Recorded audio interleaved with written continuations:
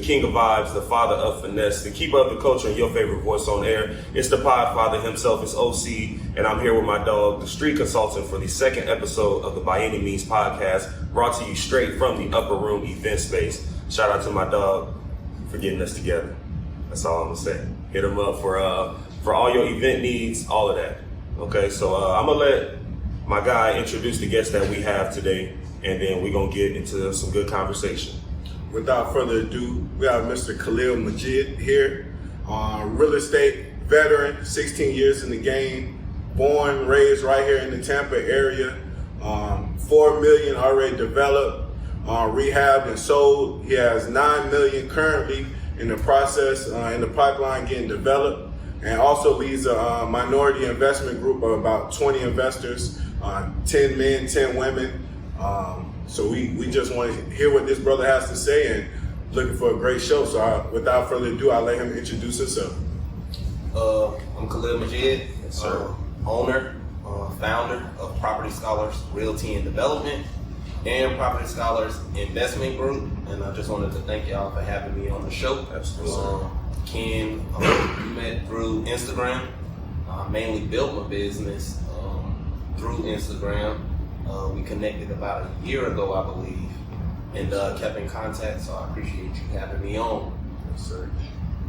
Absolutely. All right, man. Well, let's just get straight into it, man. I don't know if you got any questions. I'm gonna let you kick it off first this time. All right. So what made you want to get into the business that you're in now? Real estate? Yeah. Economic development and probably economic opportunity. Yeah. I've always kind of been called to real estate. I've always had an eye for it. And I probably always liked that it was an exercise of vision. You know, hey, what could go there? What's coming there? What's coming soon? Right. Those type of things always kind of intrigued me. Okay. And then my father was a residential and commercial painter. So I think sometimes, or it was just this little one moment snooping around my parents' bedroom, I found a check probably in the early or late 90s, maybe 98, 99, something around then. And there was a check for like 64 grand. Okay. And that's a huge number to you as a child. And you're like, man, I'm begging for this. That's what it is. Yeah, facts. And They got it right. Going to school and you just feeling like, but you just a painter, you know what I'm saying? Right, yeah. You paint, like you in a pickup truck, you're Right. painting. Yeah. So it was a commercial project. It was actually Temple Park Apartments. And when I'm questioning it now, like I know you do that, but how could like a building? Yeah. I know it's apartments, but 64 It ain't grand, like adding what's up. going on? You know, Yeah. and you're not thinking 500 a month times 1 bedroom Correct. times 30 bed. You know what I mean? So I think that probably always kind of kept me like intrigued. Like, hey, this real estate stuff could be some money because that's just one part of it. Painting. Who did the floor? Who did the plumbing? Who did the roof? So knowing that was like economic opportunity and development. If I'm the builder, I'm putting on my plumber, I'm putting on my painter, I'm putting on this person. Right. So I kind of always been kind of intrigued and attracted to, each one can kind of teach one in, and you can also put on people and get yours back. Correct. After I'm done paying you and paying him, I sell it and get all mine back. But still put on all my homeboys, or was able to put money in their pockets. So Correct. that's always been kind of like my interest in the space, for sure. So I would say going towards that, because that's kind of like where I wanted to start from, like your childhood. So painter. So I'm guessing not from wealthy family, not too wealthy. So how little boy in Seminole Heights develop a portfolio or see the vision to get at, you know what I'm saying? We're talking $9 million portfolio. How we get there? So shout out to my parents. So I was born in East Tampa, but we do have this niche community in East Tampa, which is Seminole Heights. And I think I was always able to see the difference in some of the real estate, just by either crossing 15th Street from Nebraska. It kind of changed and dropped off, and seeing it redevelop and pick up is following some of the same patterns that I've seen over the years anyway, So I guess being born there made me realize that it's more. You know what I mean? It's more kind of out here. I think, with that probably being the more affluent part of the neighborhood, I was able to see different changes and feel different things. But I noticed as I started to ride my bike and get out into the neighborhood, it was kind of alarming. And I think it was one of those summers too, you know, that my dad was painting Temple Park, so hanging out more. You know, that's public housing, affordable housing. I think I know it's way different. Like, this is different. Like, some of this is tripping. Like, you know, we just went to the store with $5. My daddy handed us a kid tripping, like, bruh, we going to the store. You know what I mean? But, you know, only until you learn food insecurities. Right. And, you know, it was just wild to me. Like, I ain't have those type of household burdens, you know, placed on me as upon a child. So it wasn't like great or nothing, but, you know, my parents understood what it was to be a parent, so they did theirs, you know. That's what's up. So, you know, just growing up now and kind of seeing things full circle, you understand now why, you know, I'm probably cheery first period, you know, somebody grumpy, didn't eat breakfast, had a rough night, probably wasn't in heat or air conditioning, what have you. You start to kind of learn those things. And I just remember, like, sometimes people will pull up to come play the game at the crib and they really just tripping over normal things. And that was mind-blowing to me. And only until I started looking out for, like, a cousin of mine that I realized how real it was. One morning, you know, he spent the night over and probably just always fall asleep in the family room or somewhere or whatnot. And I remember brushing my teeth and he came, he was like, "Is that a room?" Is that a room? Like, I don't know how the other way to describe it. Like, yeah, it's a room. Yeah, like, he came back, but like, nobody's sleeping in that room? And I'm like, yeah, bro. So I'm like, not thinking like maybe he's seen on a show where a mom passed, left the room the same way, couldn't move on, something like that. I'm like, it's a spare, it's a guest bedroom. But then I just had to kind of remember that wasn't fathomable to, you know, if you had maybe went foster care or this or there, where, hey, it's African Americans that have spare bedrooms, you know what I mean? So to kind of understand housing securities in East Tampa, and they're still prevalent right now, you know, even with it kind of gentrifying, that kind of made me have a heart or a little more inclined to do something about housing. So that was always my drive, knowing that it was kind of better living out there. So, Definitely. It was always my pursuit of kind of better living. So you actually like buy the homes and then sell them, right? Yeah. Okay, So because I asked that because I have a particular beef, especially right now, with people who are out here buying homes and just turning them into Airbnbs. Okay. So is there, I think all the time, like, bro, they got to come up with some type of legislation or something saying y'all can only buy this amount of houses to do this type of business with, versus buying up all the houses and just, you know, doing the Airbnb thing. And I feel like that's going to increase the homeless rate because a lot of these people aren't going to be able to find homes. A lot of people can't find homes right now. You know what I'm saying? Because the price of the market is so high right now and everything. So what do you think can be done about, or could anything be done about, you know, that issue with people buying the houses just to turn them into, you know, say Airbnbs? I think legislation should play its part in it. I mean, especially here. I think local government should realize that other cities have come before us and that they must reach out, you know, to California, the San Franciscos, the Atlantas, the Charlottes, to get a jump on it, to get ahead of it. You know, I find that government is very slow to move, and that's a problem right now. You know, you can't say values are growing 30%, and you taking 2 to 3 months, 4 months to do something. You know, because that alone is 7.5%. Exactly. On $100,000, that is now $7,500. So, you know, I'm seeing little issues like that, and I'm realizing that it's not even, you know, an answer, but just changing the way they do business. You know, the way government does business. It does business as government, and it's almost time that they do business as business, because right now, again, Airbnb is a business. So until you kind of understand why it's such a lucrative business, it's a business that owns no real estate, you know, but it's holding the most accommodation power, you know, in America, in the world right now, Airbnb. You got to react. And I think, you know, a lot of times we're not seeing we're thinking it's housing, but that's really technology. Technology is unearthing, a lot of issues socially, economically, and government just has to really tune into that. And what I find is it's just a matter of influence and education. Where I was alarmed to find out they took home ec and wood shop out of schools. It's crazy. We have a skilled labor shortage right now. If you stop for the last 20 years, because that's how long it's almost been since I left high school. They still teach hair in school though. Right, you stopped teaching. You was teaching us web, and it was timely, but you should have been kind of making sure it was more like a trade. You were just giving us this one path: college, tech, web design, and as you can see, the economy is kind of suffering from not having some of these skilled labor forces. So that's another one. You got to put government in school.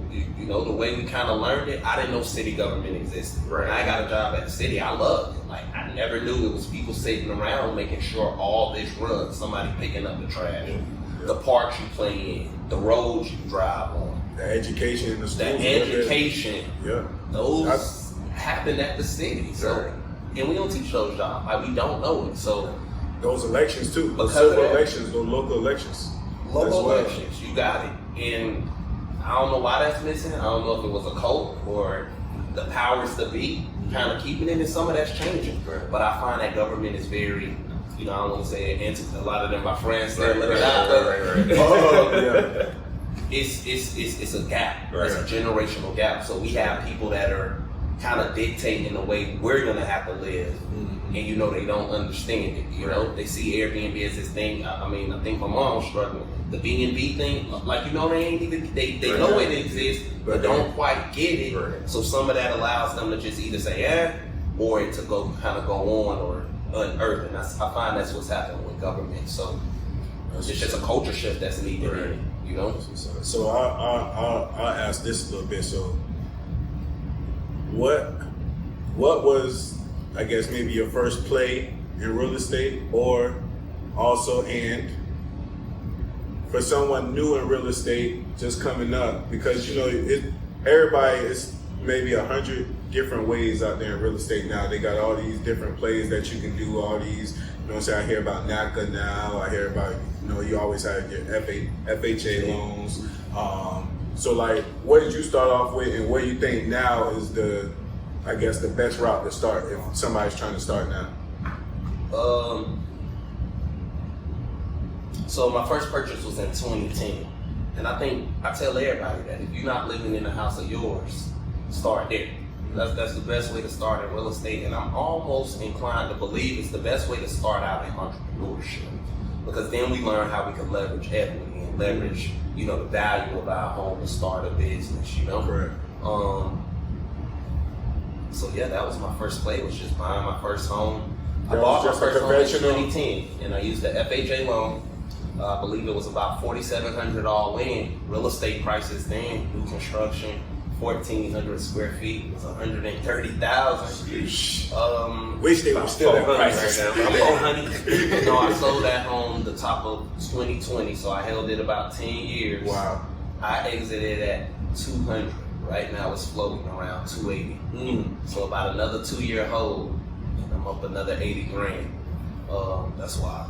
And that's just been the market lately. So that's why I tell people to start, and to start now. Because, a lot of my wealth and a lot of my steamroll has just been the equity switch, or changes, the rise in equity. Not so much, buying low and selling high, but just some of the property I've just held on to for a while and have been able to leverage and then sell. Okay. So it's definitely a like they said, buy real estate. Don't wait to buy real estate and wait. And then again, I never heard that though. Yeah. Buy real estate and wait. I haven't. Yeah, don't wait to buy real estate. Buy real estate and just wait. Yeah, I haven't heard that one yet. And the advice is, it is the ugliest house, and I'm telling people now, don't get discouraged where the market is. Start somewhere. Owning something is better than nothing. Correct. We touched on it a little earlier, but Tampa Bay has been experiencing, appreciation rates 30%. Correct, yeah. that $100,000 property is $130 next year. You know, that's $30,000 off the property you really want. That's just what You see what I mean? equity and that's just in a year. Yeah. You know, even with the brokerage, you know, I try to tell my agents we're looking for the second-time home buyer, because there's so many first-time home buyers that's just sitting in that first house, but they wasn't taught that it was a stepping stone to wealth. But that's huge, though. I want to acknowledge that though real quick before you go on, because you're not just a real estate developer. You actually own your own brokerage, so you have real estate agents under you. I do. So I got about 9 agents under me. How is that? And like, because I don't think I've come across too many minority brokers in real estate. Of course, we all know one here in Tampa that's all over everywhere. But how rare is that, one? And then two, how is it dealing in that space, being that you're one of a handful, especially in this Tampa area? I mean, again, economic opportunity, economic development. You know, I love the space. 2% of developers nationwide are African American. Wow, 2%. You in that 2%? Yeah. That's what's up. So I'm kind of glad to be here. You know, it has its challenges. So what I'm learning is I know why. You see what I mean? I've definitely learned why it's 2% of us. You know, development has its periods of feast and its periods of famine. You know, somebody taught me that. But you know, I'm learning as I go. And on the broker side of it, we're out here. But again, few and far in between. I think nationally, minorities or African Americans make up 6% of realtors nationwide. Still. So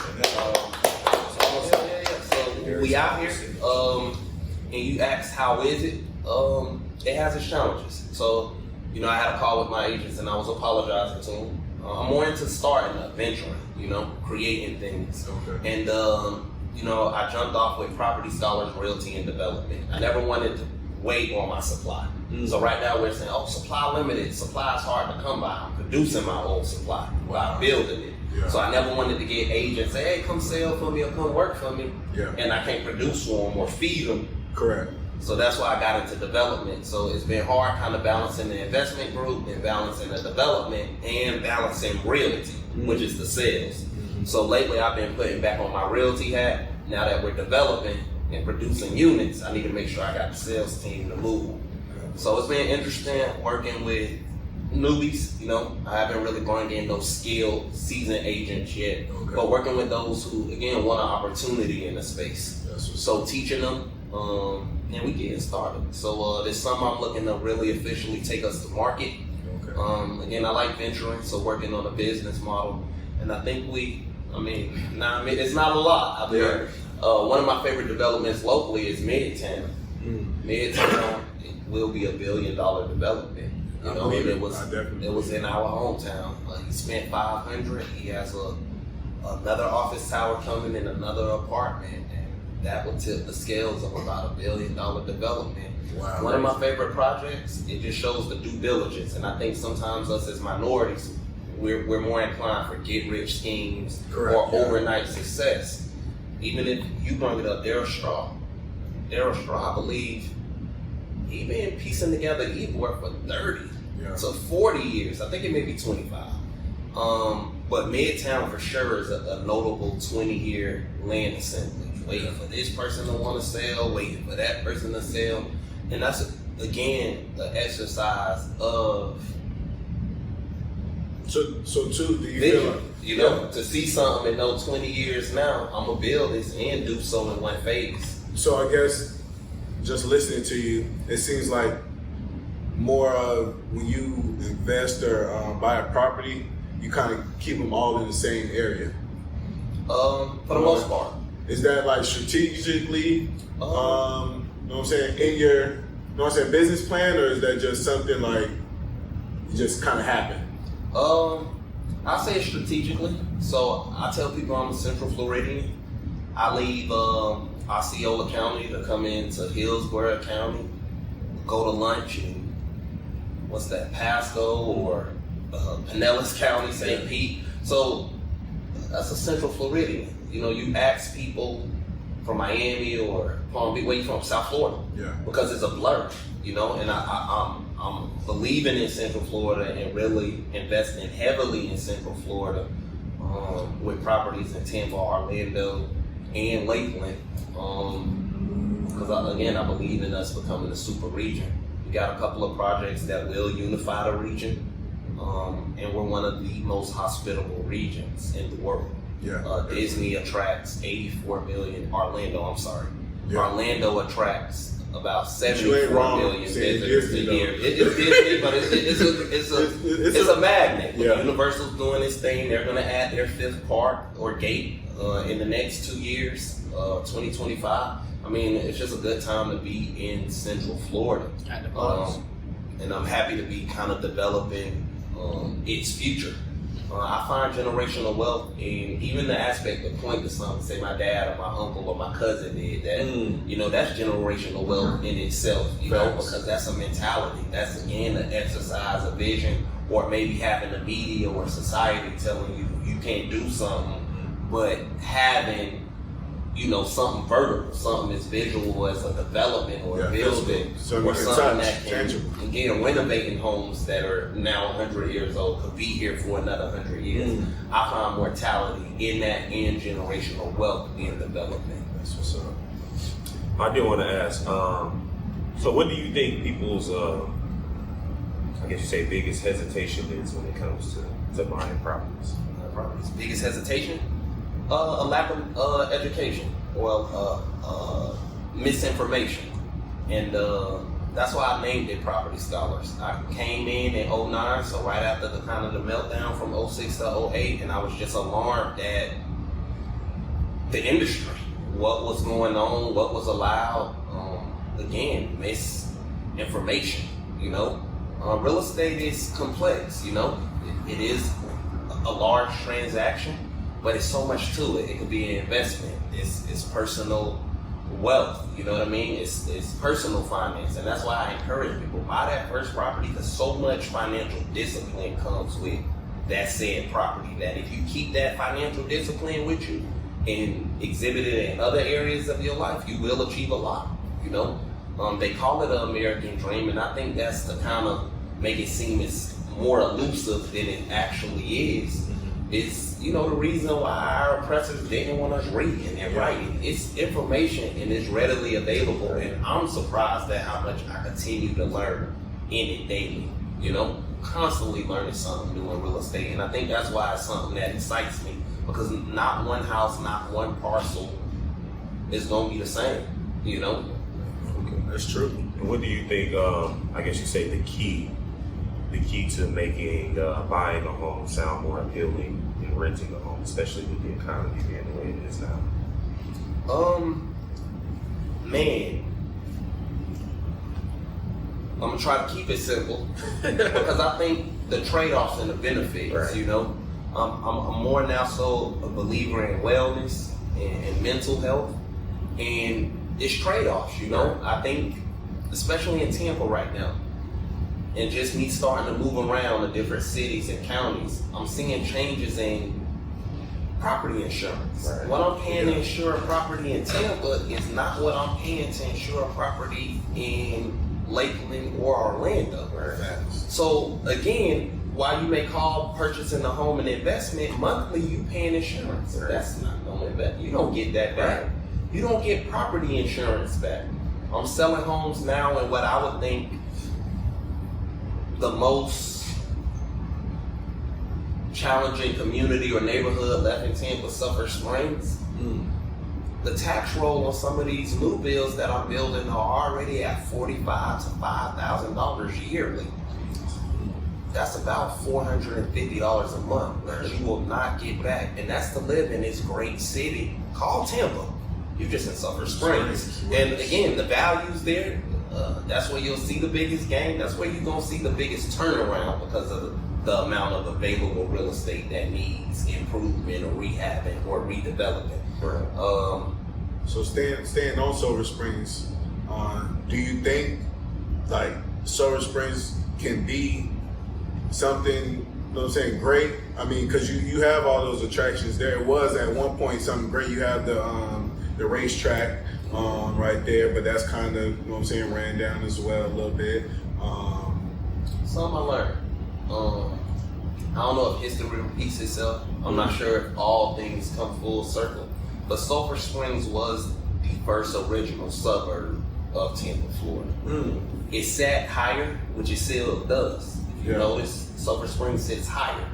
So before water management and irrigation and all of that techie, fun, good stuff came along, city infrastructure, that's where you build your house, Sulphur Springs. Wow. Only in the 60s or 70s when the interstate system came along and cars, the 70s drugs, would you have white flight in which they didn't sell their homes. That's what we thought. They went to the suburbs and chose to rent their first homes that in the 50s and the 60s. A lot of them returning from the war were just given these homes. Vets, FHA was introduced in the 60s. So that's the history of Sulphur Springs. It was the original suburbs. Sulphur Springs up next. The Riverwalk extension is planned to come down as further as that. Again, when you talk about parcels like the dog track, that's all redevelopment. We'll see another armature work like development towards that end. USF is doing great things north. I mean, it's North Tampa, essentially.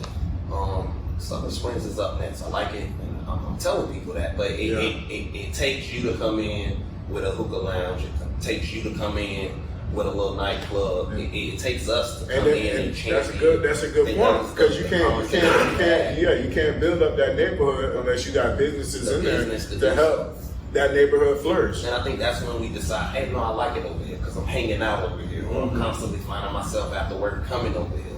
You decide to buy. Correct. Here. So I'm hoping we can kind of rally that type of movement behind Sulphur Springs. I mean, we had the first indoor mall in Florida in the 70s was in Sulphur Springs. Wow. So it was actually called an indoor arcade. So I would like to call it the arcade district. I would like to bring some of that eclectic vibes back to Sulphur Springs. But again, it takes a movement for sure. Facts, yeah. I got a couple memories of Sulphur Springs back when I was younger. I'll say this, I've seen my first dog fight there in Sulphur Springs. So, but yeah, I'll never forget that moment. But yeah. So how likely or how often or does the housing market like ever drop? Like how often does that happen? I'm cautious of it. So we've seen cycles.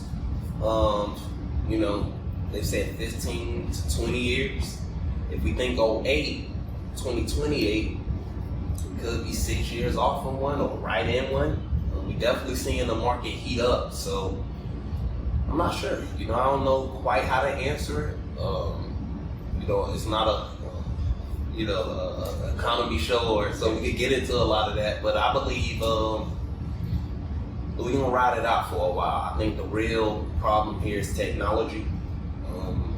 I don't believe in America we really built an economy that supports a middle class. I think it's the working class, and I think it's upper class. I've been telling people this for years. In about 10 more years, or maybe a little bit longer, there won't be no middle class. Either you'll have it or you won't have it at all. Correct. Like that time is definitely coming. The gap is definitely starting to widen more, and if you ain't prepared for it, you're gonna get left behind. See, I think it's, where's that in my mouth? That's inevitable. But I don't think people. I don't think people realize how badly they know with that smoke though. Oh no. Like that whole, I feel like people are too accepting that the country is moving into the space where it's just gonna be you either got it or you don't. That's gonna cause a lot more problems than it's going to solve. And I just think we speak too lightly of that. Like I hear that all the time. I'm just like, yeah, and a lot of people gonna die. Yeah, I mean, like a lot of people. Yeah, but the people who got it, I don't think we speak lightly of it as much as, I mean, what civilization has ever rolled the test of time? None. Right. I mean, none. So,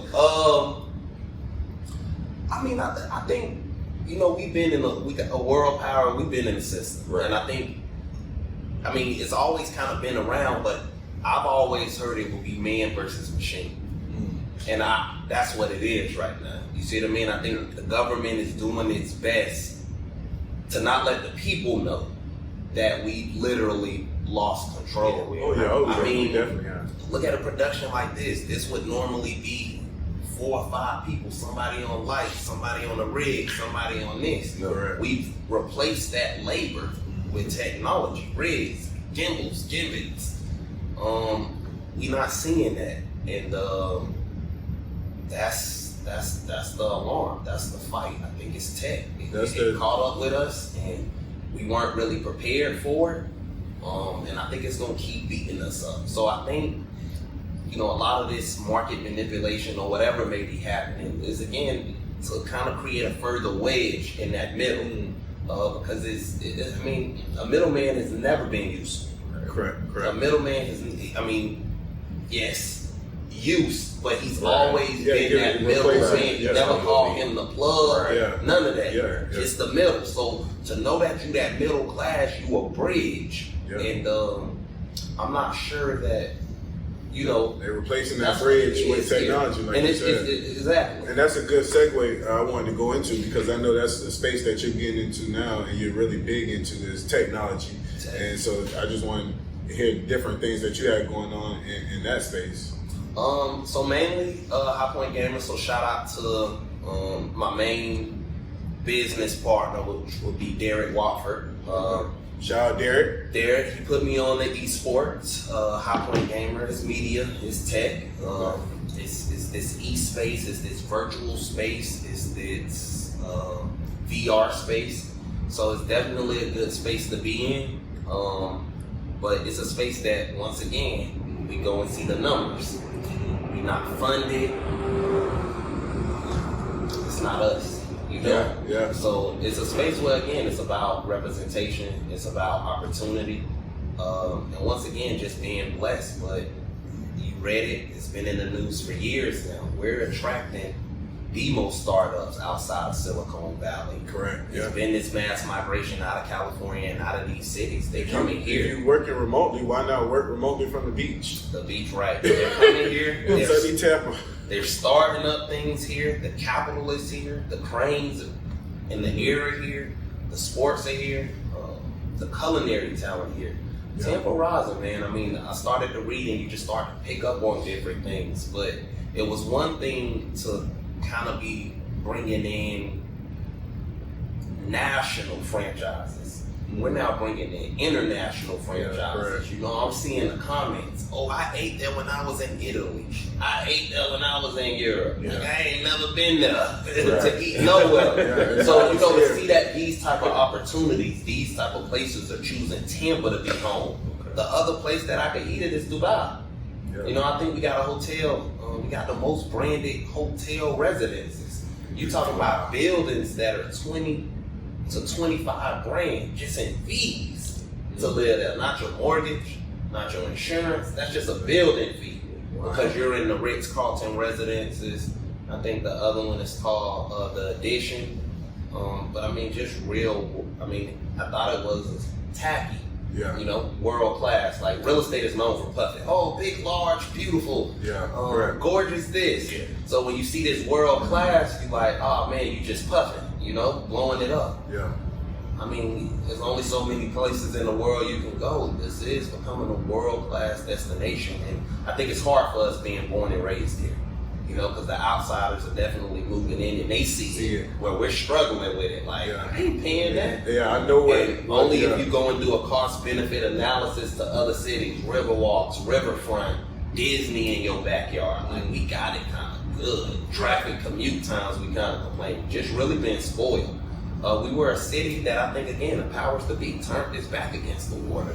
I think they seen that, hey, this place is great, but for some reason we ain't got all the pieces in the puzzle yet. And then it's like, after that last real estate downturn, they like, hey, we on the water. Like, look. Especially after the Super Bowls and them Super Bowl trophies being thrown in that river. Correct. Look how many of our public houses have been redevelopment of housing authorities, so forth. But when you just look at the views we gave up, you know what I mean? The views. Everybody had a downtown view. Yeah. Right. And to see it kind of now is just because I think I read where it's like 20% come back. Wow. You know, or kind of allowed to come back because the requirements get a little heavy. So it's just a great city. So to kind of see us kind of losing space or not having a sense of place, it's a little scary and alarming. And again, we still have Sulphur Spring is a lot of opportunity. We still have East Tampa. Yeah, a lot of opportunity in East Tampa to just create again a sense of place. Because what I'm realizing, even as we step out commercially, we're having issues. Yeah. You know what I mean? I've had restaurantpreneurs that allowed us to come in for Taco Tuesday. That's the only time we have issues. Yeah. It's on Taco Tuesday with a certain crowd. I think, you know, from a service aspect, but with African American or minority establishments, we know that a weight comes with food service. And, you know, we parking lot pimping and politicking and smoking. And where Atlanta, that's just a norm. Yeah. Atlanta, that's just everywhere. The tenants even have, you know, the other tenants kind of have, usually they're minority as well. Right. So now when I'm seeing that, you know, some of our others that are stepping out are being chastised, it's like, hey, you see the importance of, you know, having ours, owning your sense of place, where the landlords are more understanding, the tenants are not only understanding, not only of your business, your culture, but your customer, you know? Correct. And I mean, we got to do better too. Yeah. Thinking that, you know, just the ground is the trash can and this, that, and that. This is why we not going to find certain vibes in South Tampa or this or high, and we going to find ourselves left out. And what I find problematic with that is we're gonna find ourselves left out of opportunity because I never get to overhear this conversation or that conversation because you're not running into millionaires at McDonald's. You know what I'm saying? They may be in a drive-through slide, but they definitely not at the table inside enjoying a meal. So kind of understanding that, like even us, you know, being kind of boxed out of sense of place. I speak to a lot of people in the restaurant, in the culinary space, and letting them know once you do a food haul, you do a shipping yard, and this, if it don't have anything necessarily for us, we not likely to frequent it. You come back, with us not frequenting it, and again, we missing out on opportunity because I have an article clipping from 05. In 05, there were 30,000 households here in the Tampa Bay area with a net worth of $1 million or more. Wow. That's 30,000 people. So the odds of that mean that same Toyota, that same what's in it, these are millionaire households. And a person like me know what to do with that. Yeah. You know what I mean? And know that type of conversation. So that's how important place is. But I tell people, even from the gender aspect, she may just clean buildings. If she can't take her family of 2 or 3 to Armature Works because chicken wings are 6 for $15, she never get to hear me who own 6 Airbnbs or something that need cleaning to hand me that car because she priced out of that opportunity.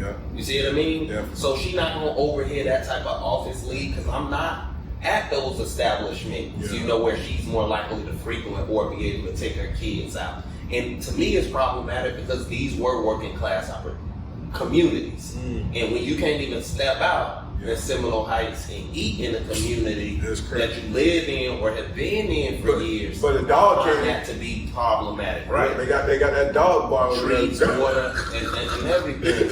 So no, it's a matter of the pet stuff here. I don't think Tampa was really a pet city. So those that have jumped into that space, again, that's a city that's redeveloping. As we bring New Yorkers and people just living in these California buildings, that in these are condos. real pet cities. Yeah. You know, we're seeing that type of build out, like you said, which was cool. I think you have an indoor dog park. Hey, I don't want to be outside in the heat. Yeah. Man, they got one where you could come inside. And I think they charge you if you come by yourself. Wow. For the bar. But if you bring But a if dog, you bring the dog, I think you already in with the membership or the vaccination or something, so you're good. So I just thought that was so wild. That really a dog hang out because the dog. Yeah, the dog is your access, is your exclusivity. Right, but you need to pay a dough fee. So it's cool to see those type of concepts. And again, we may not understand them or realize them because we ain't traveled. Yeah. But what I'm finding a lot is these are our parents' buildings. You know, I think I was just looking up some needed research one of my grandma neighbors or something, and to see that he earned or had commercial property, because I just went to a public record search, in the clerk office, anything with his name on it, let me see it. And was surprised to kind of learn that, some of these, that's my grandma neighbor, so some of the people that were here, 40, 50 years ago, this stuff is wild to them, man. I urge and challenge some of y'all, because my grandmother don't really get around between, and they took that away from her, the flea market up there on 22nd in Hillsborough, but she ain't really venturing too much around the city. Yeah. But I think it wasn't too long ago, I had her in the car with me, we was doing something, and we slid downtown. And she pointed out all what this used to be, you would have swore she was in another city. You would have swore we hopped on a plane. And the turning and she pulling up old names to some of these buildings and stuff like that. And I think that was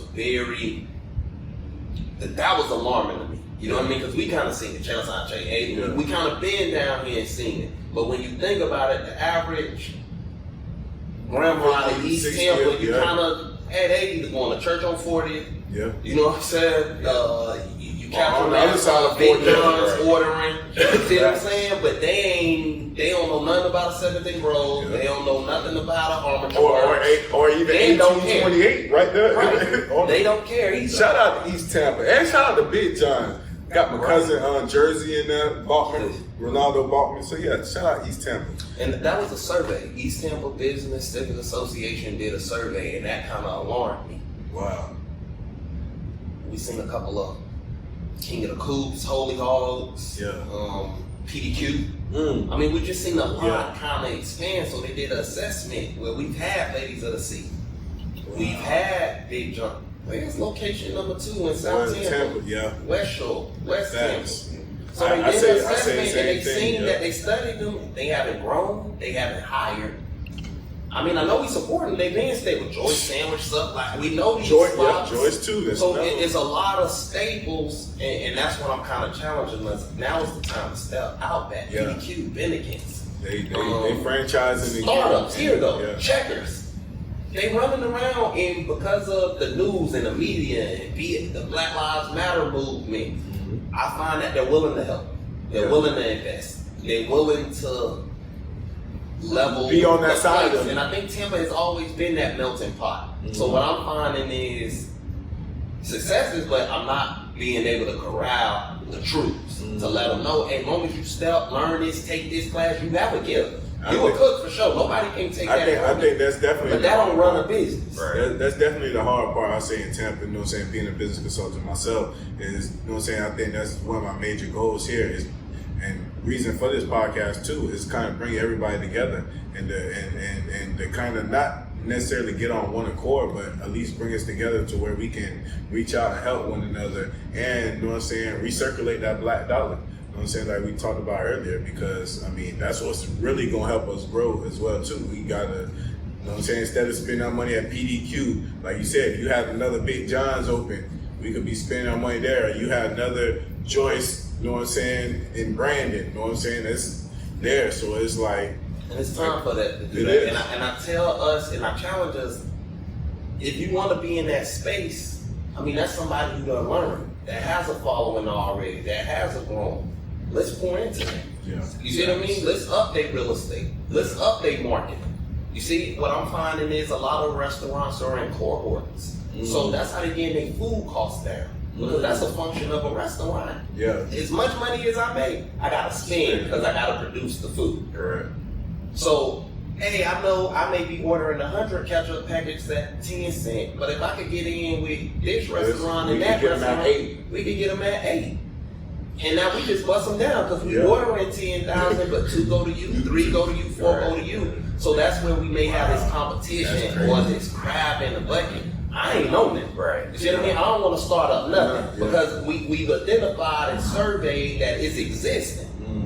You see what I mean? Because I done taste some other people barbecue, and it shouldn't be more than one location. It shouldn't be that location. You see what I'm saying? So to know that there's other establishments that should be 2 and 3 and 4 and 5 over, I think that's where we need to start stepping. You see what I mean? Kind of wrapping around what's existing, because as you see, this is a city that's doing it. Facts. One last thing I wanted to touch on is your investment group.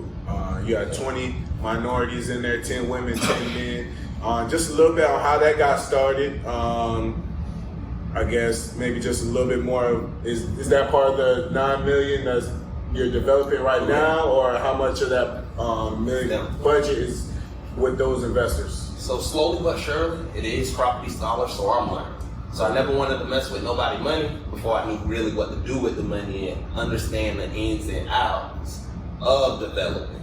So I never wanted to develop, right, and not have money. So to make sure that I did have money, I kind of created that group. You know what I mean? To make sure that I can carry out these developments. So you do have the two entities, property scholars, realty, and development. And sometimes it blur to me too. You know, I acquire everything and I buy everything for transparency under Property Scholars Investment Group. So if you lend me something, you feel confident that you're looking up and seeing 10, 15 properties throughout Central Florida. But it's actually the development, you know, it's that brain that moved the money, you know. So 20 investors. I'm more into building businesses. So like, again, it was a step to make sure I'm not out here just buying this and not looking for money. I know go to my investment group. The investment group is really group economics and to teach you to come with your own investment group. Instead of me managing with 20 people, you know, because you kept sending one person and one person, y'all could have grouped that and came as one account. Wow. You feel me? Because the investment group ain't as important. It's the realty and development. Yeah. You know, as long as I got the capital, I keep developing. So any capital group can come to me, and that's capital stacks. You don't get to $1 billion for one bank. No bank wants that risk. There's several banks and several private equity, so it's a stack. Again, group economics is why I like development. It truly takes teamwork to make the dream work. So 20 new people, some are homeowners, some are not. I got a special client, it's 2 of them. They're in public housing right now, you know. While the investment is not significant, it's definitely a start.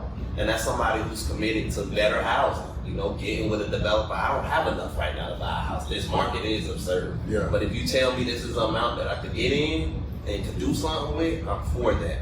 So I like, you know, when I got more time where I'm not juggling all these hats in construction right now, to really study some of those demographics of the group.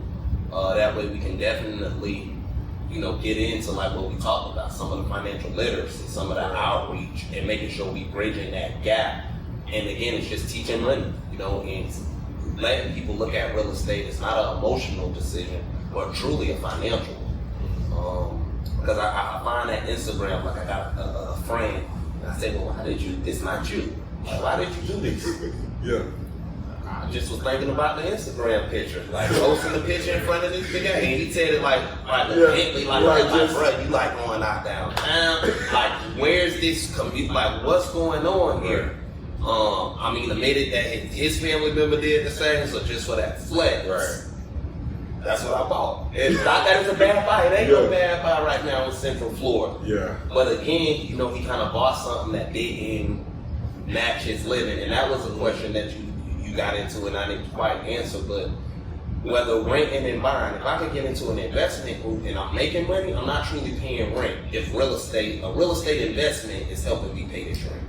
In the house, you're not gonna get that doorman, maybe that peace of mind, having 24-hour gated security, a pool on the 5th floor. So it's different trade-offs that do come with owning and renting, but we can't look at rent as a total throwaway is versus a mortgage, because as we touched on, those taxes and that property insurance, you ain't getting that back.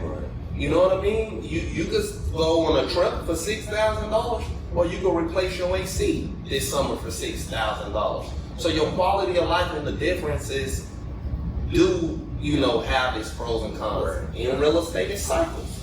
You have some people have to ride out of downturn. I got people that own the house during the bottom out. If you wasn't focused on selling it, why did it matter? Yeah.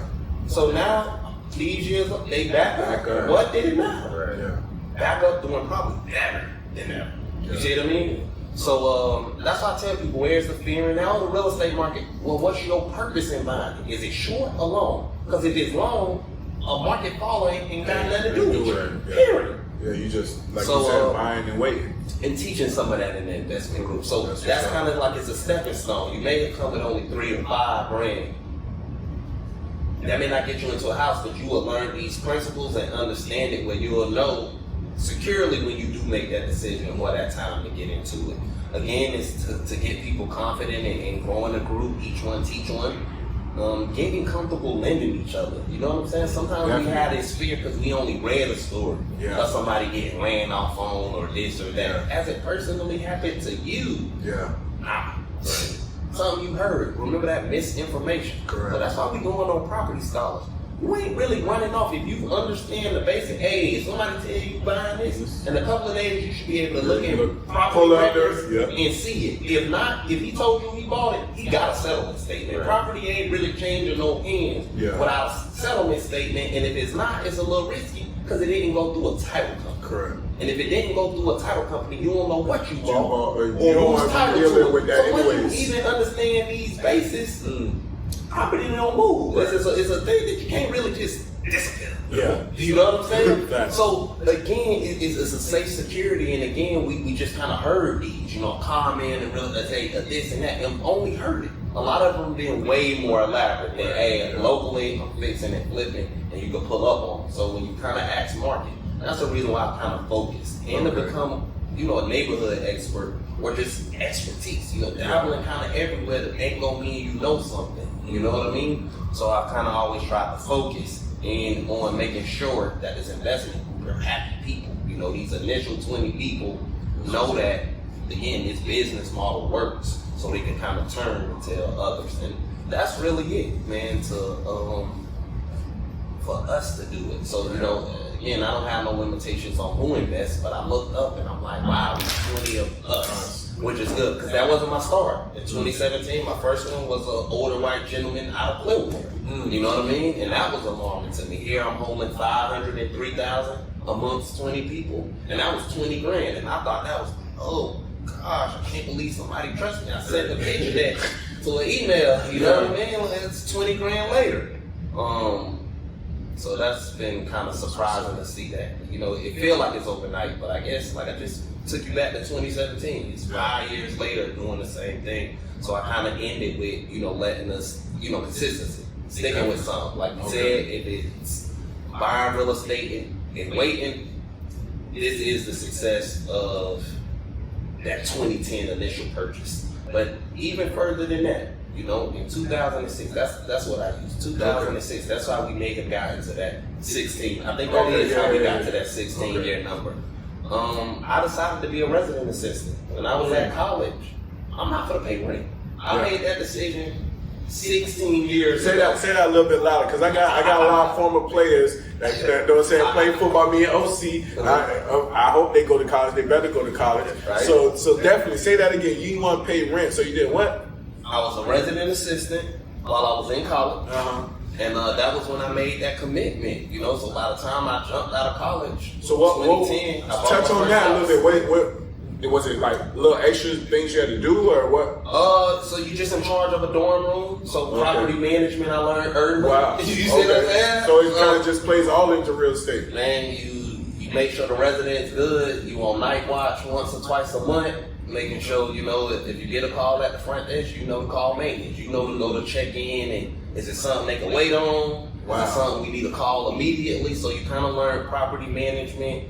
And not even really knowing that's what it was. What it was. But I mean, again, I had that inclination, like I say, to real estate, but I guess it was just that kind of commitment, saying, nah, bro, if they saying that renting is not smart, but like I said, I come to learn and grow and understand mental health and, being happy at the end of the day, especially is where you lay your head at. Don't let society or Instagram force you into something. Out your means, right? Definitely. Yeah, well, I definitely appreciate you taking the time to do this. I definitely appreciate it. All right, for real.